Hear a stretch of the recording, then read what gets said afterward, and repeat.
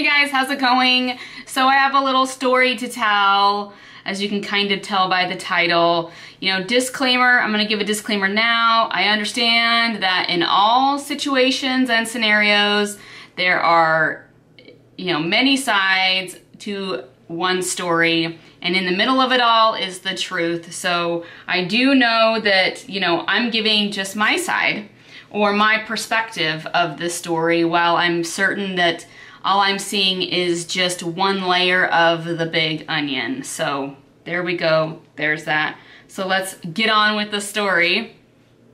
So Saturday, I worked an after-hours room rental shift. Now, that's typical on the weekends that people can rent some rooms out. They can rent it out for really anything.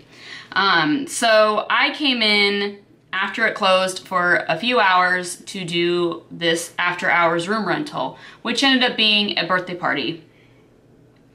And me being there for the after-hour room rental, it's a pretty easy job. I mean, knock on wood, so far the after-hour room rentals that I've done have been easy and fluid, and the people who have rented these rooms have been courteous and kind, and all I'm really there to do is just to kind of supervise. I just make sure that those that are renting the rooms aren't going into other rooms that they didn't rent.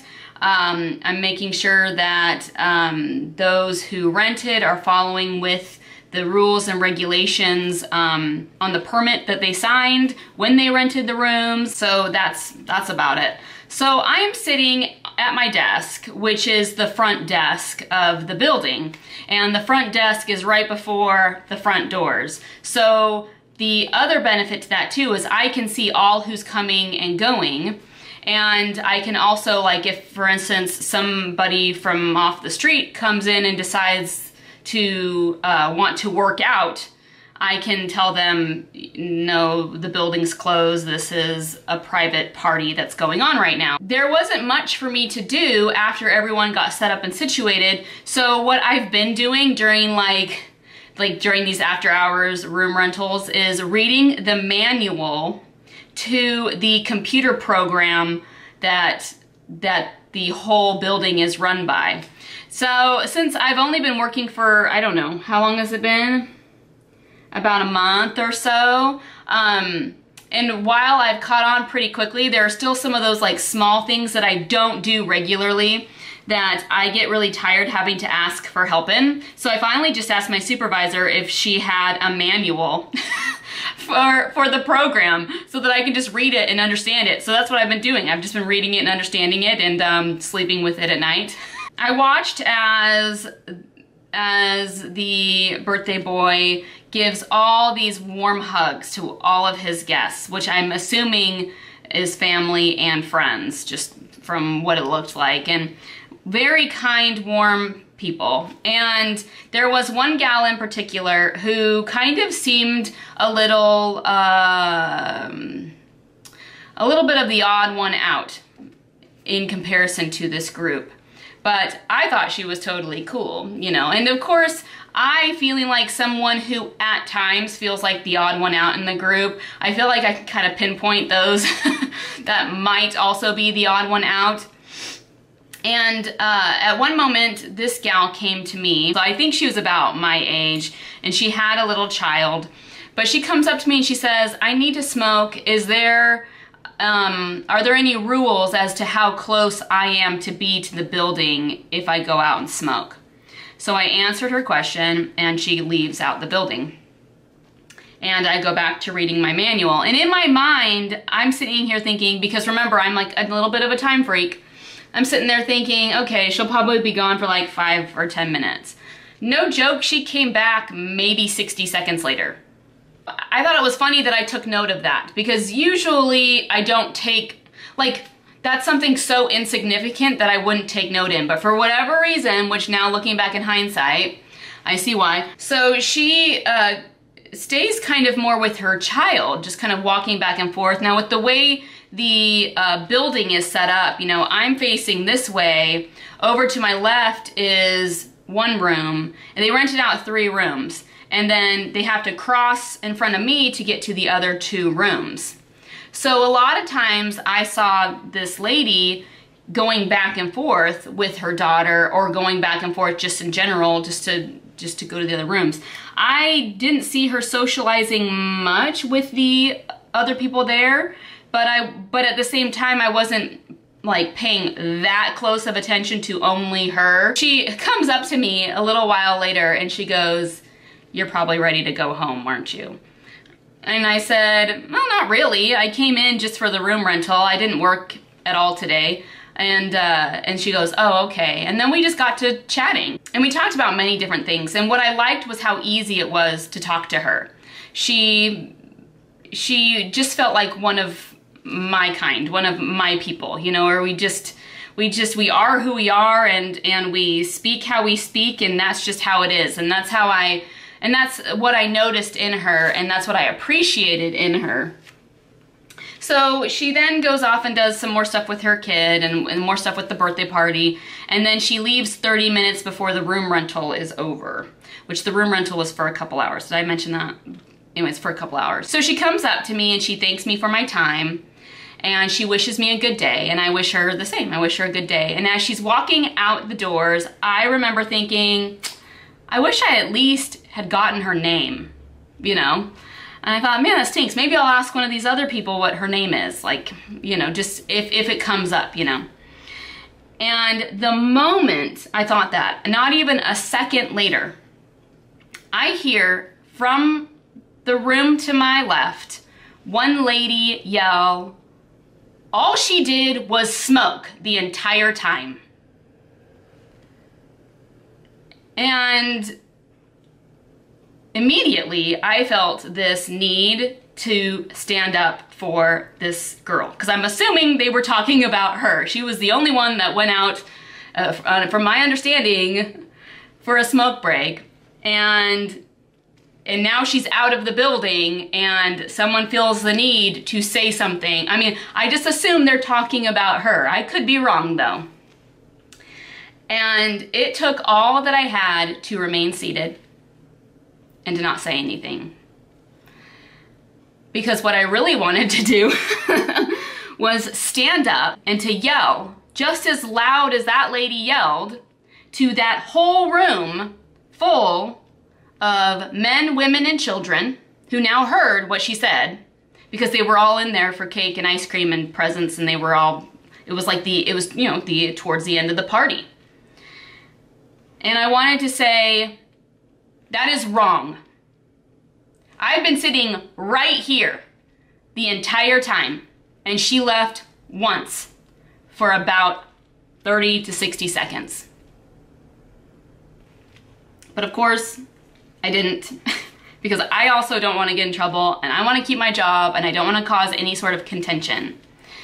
You know, but it had me thinking, of course, as I always do.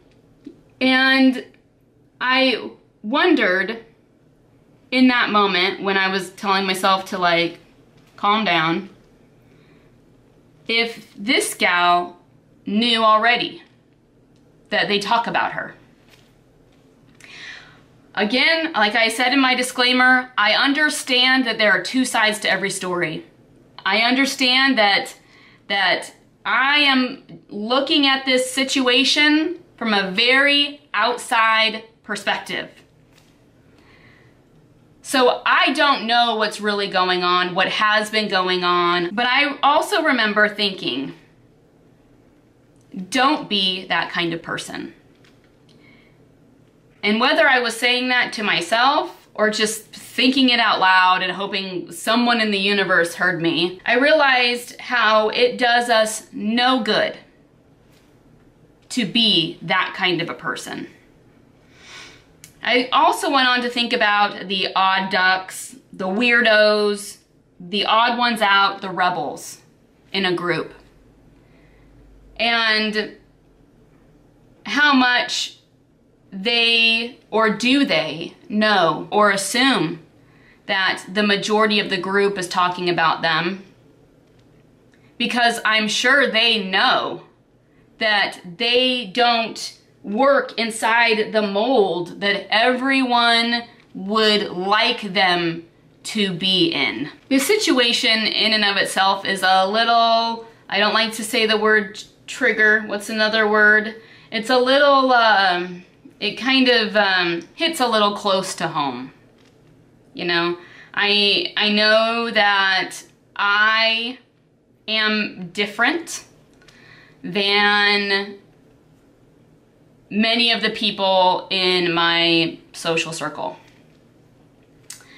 And I do understand that being different causes some form of entertainment that people think should be discussed in a group setting. I had one friend come up to me and say, you know, a group of us were talking about you. Thanks. And we decided we couldn't figure you out.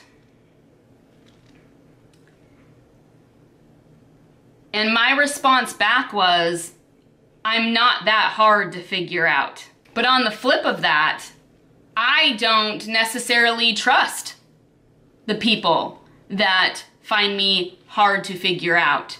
So of course, I would come off that way because I'm not kicking it with you, talking about the things that are on my mind, the things that weigh me down, the issues that I'm having with whatever, because I don't feel like you're a safe place. I don't feel like my words are going to be kept safe within you. So of course, I might seem like someone you can't figure out, and I think it's just going to remain that way. But when you look at the world through black and white, or if you look at the world through red, yellow, and blue, you're not going to see the color. You're not going to see orange, green, and purple. It's just how it is. I also want to sit here and say that at this moment, I may sound a little bit of a hypocrite. These past couple years, especially these last couple years, maybe even these last 3 years, because time has gone by so freaking fast. I'd say these last 3 years especially, I have been doing all that I can to not be one of those. Because I found that being one of those benefits me nothing. But instead, looks like I'm just spewing out a bunch of tar. And what am I doing to those around me?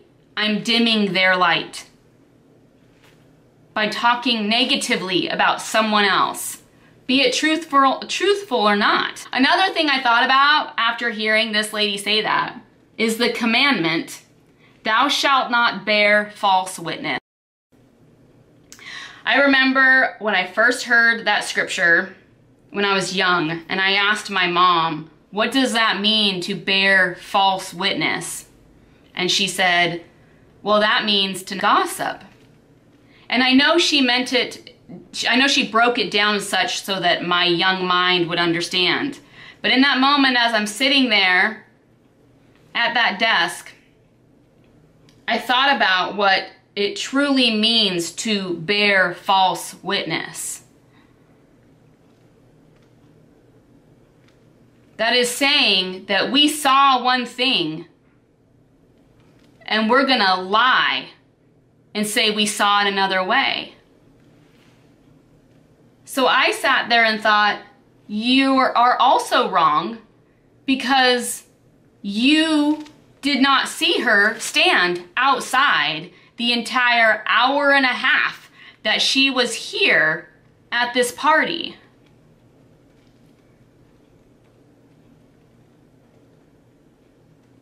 And then I wondered, how many times do we stick up for those whom someone else has bore false witness? Or clarified maybe some incorrect facts. And while it wasn't my place to say anything, and while I do understand that there are two sides to every story, and there's years and years of history, I'm sure, that could be going on with this situation. Why are we perpetuating and continuing then the cycle. You know? The cycle goes like this over and over again, right? It's a cycle, it's a circle, you know? How do you break this cycle? You stop doing what's in it. You make an active change in your life and then see what happens. But a lot of times, while this cycle is uncomfortable, it's all we know. So sometimes we don't even know that, hey, we can get off this cycle. Sometimes it takes someone else saying something, or for us to read something, or to watch something, or just to have that aha moment to realize, oh my gosh, I've been on this stupid cycle for way too long, and now I need to get off it. And sometimes it's hard to get off that cycle because it's just natural. It just comes naturally after a while. But another thing I want to state is don't be that kind of person that makes the oddballs, the rebels, the misfits, the whatever you call them, feel like they can't turn to you. You should be a home for them.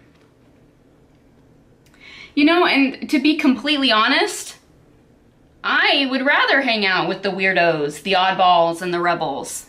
They are the ones, to me, that add color to this world. They are the creativity in this world.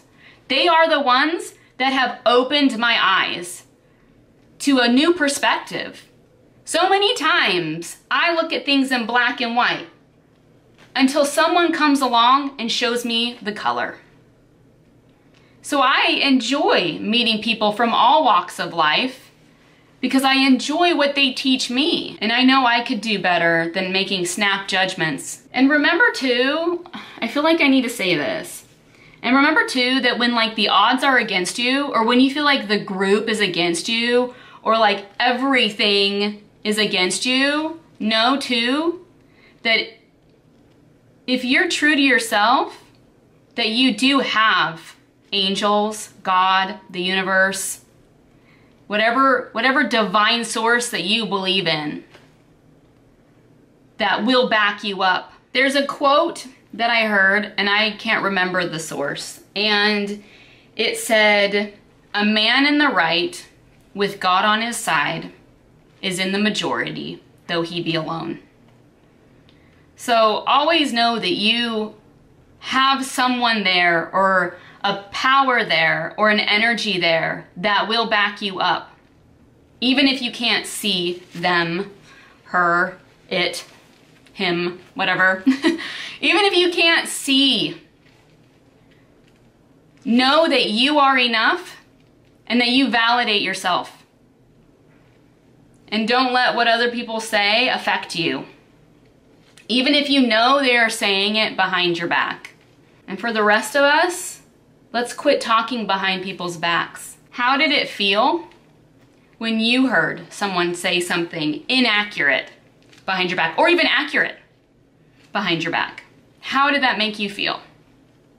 Now, how would it make you feel if people were telling other people that you are the one that spreads rumors about people? I think I would feel worse. That's me though. The last thing I want to be viewed is as a negative person.